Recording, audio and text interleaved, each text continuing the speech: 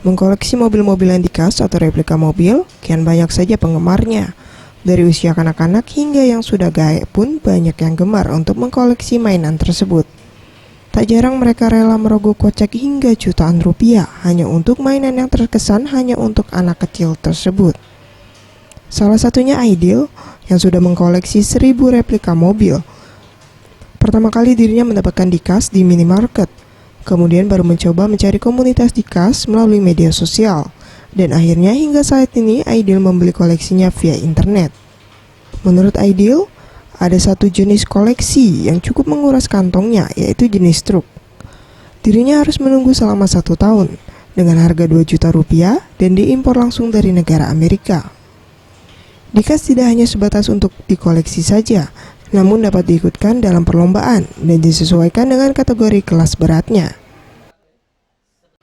Kalau yang paling sulit itu truk konvoy custom namanya. Itu sampai inden selama 1 tahun. Harganya Mas? Harganya sekitar 2 jutaan. Itu dari negara mana Mas? Kalau kemarin ambilnya dari Amerika. Ia menambahkan, tips agar koleksi diecast tetap terjaga, sebaiknya diecast dimasukkan dalam etalase atau dimasukkan dalam protektor khusus.